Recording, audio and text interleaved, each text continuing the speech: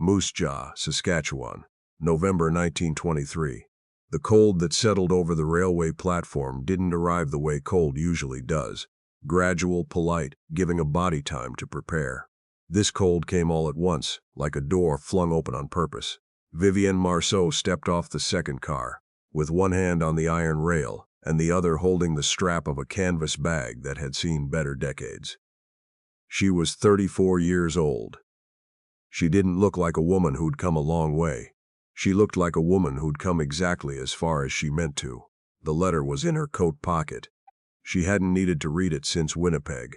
A man named Douglas Cathcart, widower, 47, prairie farmer outside of Moose Jaw, daughter grown and gone east, house too quiet, looking for a woman of steady character to share the work and the years. She had answered honestly. She always did, even when honesty was the longer road. The platform was nearly empty. A porter stacked crates without looking up. A woman in a gray coat walked past and didn't nod. Snow had begun to fall in that flat Saskatchewan way. Not drifting, not swirling, just descending, like it had made up its mind. And then she saw him. Douglas Cathcart was not a tall man, but he stood like one. Dark coat, wool cap pulled low, hands at his sides. He was watching her before she'd crossed half the platform, and when she reached him, he didn't extend his hand. "Miss Marceau?" "Yes." He looked at her for a long moment, not rude, but thorough. The way a man looks at a fence post before he drives it in, checking for rot he might have missed. "You're younger than I expected." She didn't blink. "You wrote that you wanted steady character. Age isn't in the letter." He shifted his weight. "Here's the thing. My daughter, she's coming home for Christmas. First time in 3 years. And I told her I was sorting things out. Handling the farm myself." She waited. "I think it might be better," he said, "not to complicate things." For her. Vivienne understood. She'd understood before he finished the sentence. She'd heard versions of it before. Not the exact words, but the shape of them. Excuses that wore the face of consideration. "You're not worried about your daughter," she said. "You're worried about what she'll think of you." He didn't answer, which was its own answer. She picked up her bag. "I hope the farm treats you well, Mr. Cathcart." And she walked, not fast, not slow. Just walked, the way a woman walks when she has no particular direction but refuses to look like it. The station clerk was locking the side office when she reached the door. "Next westbound is tomorrow at 6. Eastbound leaves tonight at 9. She didn't answer right away. She looked out at the snow which had decided to commit. "I'll stay tonight," she said. "Is there a boarding house nearby?" "Mrs. Purcell's 2 blocks north. Tell her Bernard sent you. She'll give you the room with the stove." She thanked him and pushed through the door into the cold. The street beyond the station was quiet in that particular prairie way. Not empty but withdrawn. Horses tied outside the grain merchant. A child running with a wooden hoop. A man repairing something on the outside of a building, working in the snow because the work needed doing. Vivienne walked north, bag over her shoulder, breath making clouds. She wasn't new to this particular feeling, the feeling of arriving somewhere that wasn't ready for you. She'd grown up in a house like that, full of people who hadn't quite decided she belonged. She'd learned not to ask for the decision, just to stand and let time make it for them. She found Mrs. Purcell's without trouble. A narrow house, brown paint, a wreath on the door that had been there since last Christmas, maybe longer. She knocked. The woman who opened the door was 60-something and wearing an apron with conviction. "Bernard sent me," Vivienne said. The door opened wider. "Come in before you bring the cold with you." The room with the stove was small and honest. A single bed, a window that looked at the side of the next building, a cast-iron stove that was already lit and meant it. Vivienne set her bag down and sat on the edge of the bed. She didn't cry. She wasn't built for crying in strange rooms. She'd done her crying in practical places. On the train from Winnipeg, watching the flat land go by. Just in case she needed to get it out of her system before she arrived. She had. She thought about writing to her sister in Quebec City. Then decided against it. Celeste would say she should never have answered the letter in the first place. And she'd be technically right. but the kind of right that doesn't help you. She went down for supper instead. The dining room had 4 tables. 3 were empty. At the 4th sat a man eating soup with the careful economy of someone who'd cooked for himself long enough to appreciate a meal he didn't have to make. He looked up when she came in, not with curiosity exactly. More like a man who keeps inventory of his surroundings out of habit. He was somewhere in his 40s, dark hair gone gray at the temples, a face that had spent years outdoors and hadn't complained about it. He had the kind of quiet that isn't shyness. It's something that's been chosen and maintained. She sat at the farthest table. Mrs. Purcell appeared with soup and bread, and a look that communicated she was not running a restaurant, and that Vivienne should be grateful, which she was. This man across the room finished his soup and sat a moment, the way people do when they're not ready for wherever comes next. She spoke first, because the silence had reached the kind of weight where one of them had to. "I take it you're not from here either." He looked over. "What makes you say that? You're eating like someone who got off a train this afternoon." He almost smiled. "Regina." "You?" "Winnipeg, originally. I was supposed to be somewhere else." He didn't ask where. That's when she knew he was different from most men. His name was Callum Rourke. He offered it plainly, the way you offer something you're not worried about losing. She told him hers. He was in Moose Jaw on business. Something to do with a dispute over a grain contract, she gathered, though he didn't explain more than necessary, and she didn't require it. He'd been here a week. Hoped to be done by Friday. They ate in the same room for the rest of the evening without feeling the need to fill it. That suited her fine. She slept well, which surprised her. Maybe it was the stove. Maybe it was the prairie quiet, which was different from city quiet, in the way that clean water is different from still water. Both look the same until you need one of them. She woke before 6, dressed, went down to find the kitchen already warm and a pot of coffee that Mrs. Purcell had made without announcement. Callum was at the same table. He was reading a paper, or rather looking at one. The way people look at papers when they're not really reading but need something for their eyes to do. She poured herself coffee and sat at her table again. After a while he said, "You don't have to stay at that table, you know." "I know," she said. But she moved to his.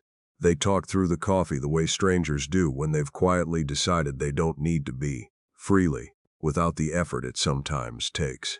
He asked about Winnipeg. She told him about the bakery she'd worked in for 6 years, the way the flour got into everything, the satisfaction of a thing made well by hand.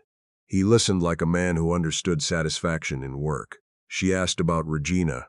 He said he had a farm there. Wheat, mostly, some cattle, a farmhand who'd been with him 12 years and knew more about the land than Callum probably did, though he'd never say so to his face. "You have family?" she asked. He was quiet a moment. "Had a wife," he said. 8 years ago. She didn't say she was sorry. She said, "That's a long time to carry something." He looked at her with the eyes of a man who'd just had a locked door open from the inside. "It is," he said. That was all they said about it. But the table felt different after. She had planned to take the eastbound that evening. She changed the reservation to Saturday. She told herself it was because Mrs. Purcell's was warm and she was tired. This was partially true. They had supper again, and the next evening, and the one after. On the 3rd morning, she came downstairs to find him standing in the front hall with his coat on, and a look on his face that was 3 things at once: resolved, uncertain, and trying to appear only the first. "There's something I need to sort today," he said. "Business at the grain office. Might take most of the morning." She nodded. "If you're not busy this afternoon," he said, "there's a market on Main Street on Fridays. Nothing remarkable. But I could use company if you're not otherwise engaged." It was a careful invitation. "A man checking the ice before he steps." She said yes because it was a Friday and she wasn't otherwise engaged. But they both understood it was for other reasons. The market was 3 blocks of stalls and storefronts, half under canvas tarps that buckled with the wind. They walked it slowly. He bought tobacco he didn't need. She looked at bolts of wool fabric, for longer than fabric warranted. At the far end of the market, a woman behind a table of preserves looked up at Vivienne with the frank assessment that small-town women sometimes offer to strangers. "You're not from here?" "No." "Visiting someone?" Vivienne considered. "I was. It didn't work out." The woman glanced at Callum, who was reading the label on a jar of Saskatchewan berry jam as though it were a legal document. "Looks like something else did," she said, and went back to arranging her jars. Vivienne felt something shift in her chest. Not a big thing, a small thing, the way a board stops creaking when the nail finally sets. They walked back to the boarding house in the early dark snow, beginning again in that committed prairie way. At the door of Mrs. Purcell's he stopped. "I lied earlier," he said. She waited. "The business at the grain office. It was done on Tuesday. I've been staying because—" He stopped. Started again. "I don't usually have trouble finding words." She didn't rescue him. She'd found that some things needed to be said without help. "I've been staying because I wasn't ready to go," he said. "And that's not something I say." "I know," she said. A couple passed on the sidewalk. They didn't look up. "You're taking the eastbound Saturday," he said. "I was." He looked at her then, fully. The way the man in the letter hadn't, not assessing, not measuring, just looking. "What if you didn't?" She let that stand in the air for a moment. Saskatchewan air in November, which doesn't forgive much. "You'd better mean that," she said finally. "I don't move slowly, Callum." "I know," he said. "I watched you for 3 days." She looked at him. Then she opened the door and went inside. And she didn't say no, which both of them understood was considerably more than yes would have been.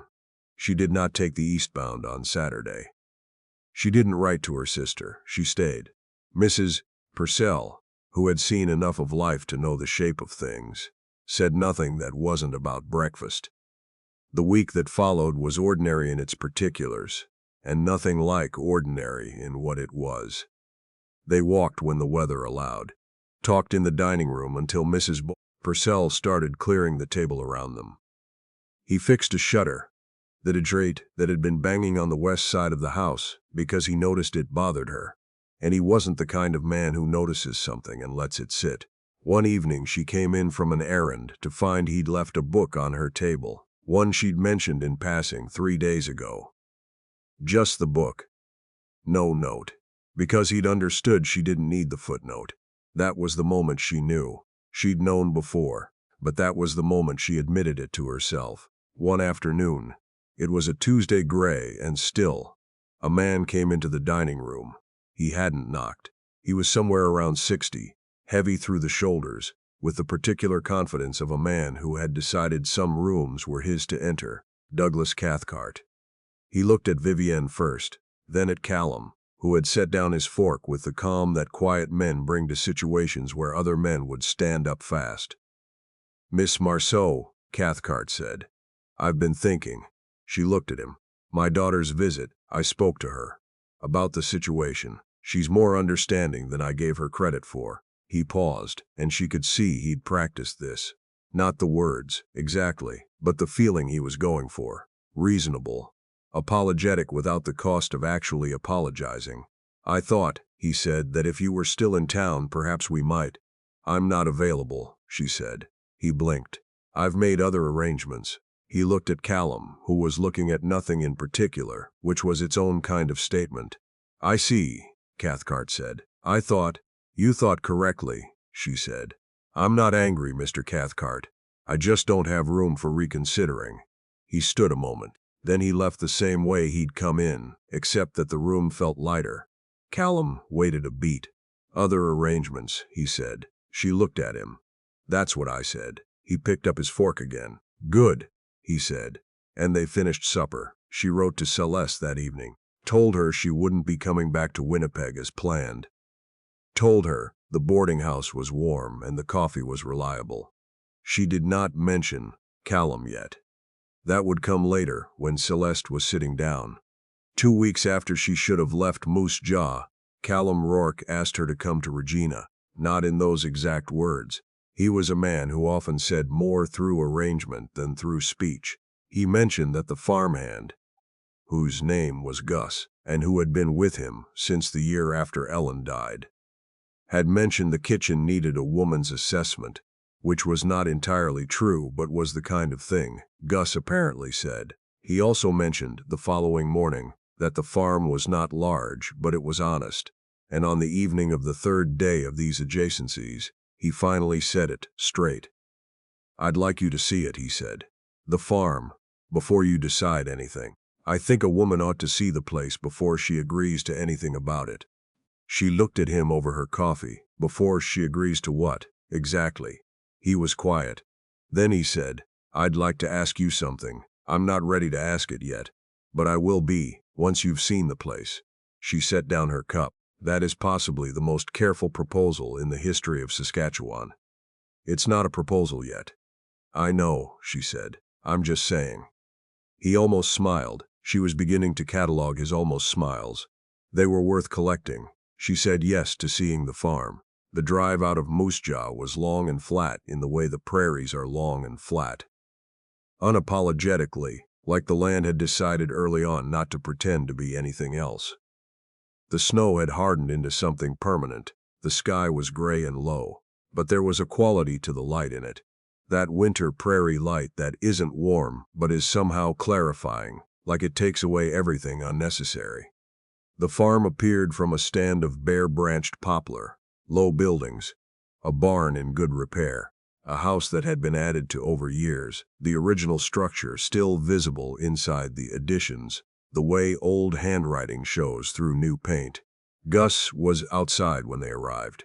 He was 60 small, wearing a hat that had survived more winters than most people. He looked at Vivienne with the open, uncomplicated assessment of a man who has no time for performance. "This her?" he said. "This is Vivienne," Callum said.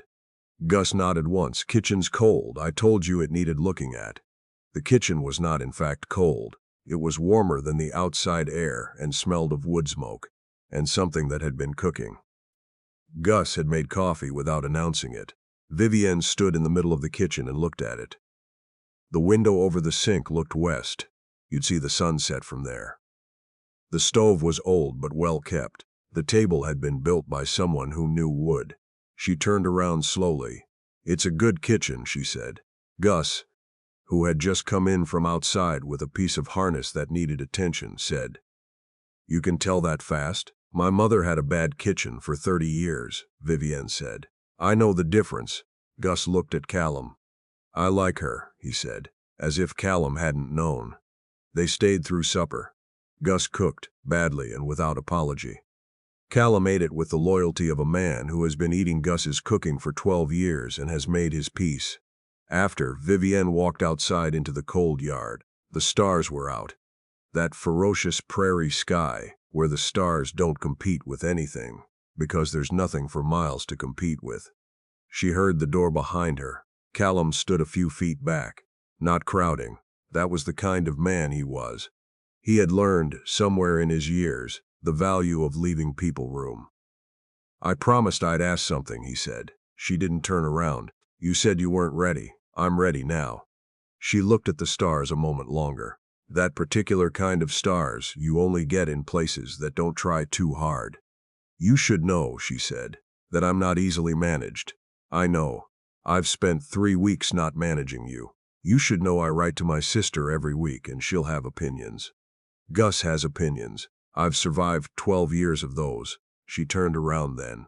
He was looking at her the way she'd come to understand. He looked at things he valued. Not possessively, not with inventory, just steadily. Like he decided and wasn't going back on it. "Ask then," she said. He did, simply, without decoration. The way a man who means something says it when he means it. She didn't answer right away, not because she didn't know the answer, but because some things deserve a breath of prairie air before you say them. "Yes," she said, "but you should know I'll redo that kitchen shelf. The one by the window. It's crooked." He looked back at the house. "That shelf's been crooked since 1914. "Then it's had long enough," she said. They went inside. The wedding happened in January, in the small United Church on the edge of Regina, during a snowfall that the minister called moderate and everyone else called considerable. There were 8 guests. Gus in a suit that fit him the way suits fit men who are only ever in suits for weddings and funerals. Callum's sister Norma and her husband from Saskatchewan, who'd driven 4 hours and hadn't complained, which was its own wedding gift. A neighbor named Bob Flett, who'd looked after the cattle the previous 2 winters, and 3 women from the church who had attended every wedding in that building for the last 20 years and weren't going to stop now. Celeste had come from Quebec City by train. She sat in the front pew, wearing her good coat and the expression of a woman who had been right about her sister all along, just not in the direction she'd predicted. Vivienne wore a dress of dark green wool, not fancy, but it was hers and it had been pressed with care. She had found in the bottom of her canvas bag a small tortoise shell comb that had belonged to her grandmother. She wore it in her hair. No one else would know where it came from. That was fine, she knew. She walked in alone. No one gave her away. She had never needed that particular custom. She was not something to be transferred. She was someone who had decided, and this was the day she said so publicly. Callum stood at the front. His suit was better than Gus's. His hands were still. That was what she noticed, coming down the aisle. His hands hanging at his sides, perfectly still. Not because he was calm in the easy way, but because he had chosen to be there, and the choice had settled him. The minister was a young man who had grown a beard to make himself look older. He read from something that was clearly not strictly from the standard service, because it was too specific about cold winters and long silences, and the particular courage it takes to try again. Callum had asked him to write something real. "And do you, Vivienne Marceau, take this man?" She looked at Callum's face, still steady, like a man who has finally stopped watching the horizon for weather because the woman beside him is enough to look at. "I do," she said, "and I'll start on that shelf Monday." Gus laughed from the 3rd row. The minister looked confused. Callum smiled, a full one, not an almost, the first she'd seen. She had been collecting them for that. They were pronounced. They kissed, brief and certain, with the room full of people who had lived long enough to know what witnessing meant. Celeste cried. She had not planned to. She pressed her mouth into a line afterward and looked at her gloves, hoping no one had noticed. Everyone had noticed. Outside, the snow was still falling, not heavy, just steady the way snow falls when it has nowhere particular to be. Callum held the door of the truck open, the old farm work truck that smelled of diesel and winter and 1,000 trips to the grain co-op, and Vivienne stepped in, canvas bag at her feet out of habit, and they drove back toward the farm along a road that was white from edge to edge and lit by a sky that had finally gone clear. She didn't speak for the first mile, neither did he. Then, she said, "You know what I've been thinking."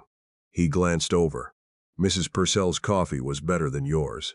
He was quiet a moment. "Gus makes the coffee." She looked out the window, at the flat white land rolling away on both sides, the poplars standing bare and patient, the sky enormous above them. "Then you'd better tell Gus," she said, and just like that. In a truck on a Saskatchewan road in January, with snow on every side and between them and the horizon, Vivienne Marceau learned what it felt like to be exactly where she'd meant to land, not because someone had been waiting for her, but because she had kept walking until she found a man who hadn't needed to decide. He'd just known. And that, it turned out, was the whole difference.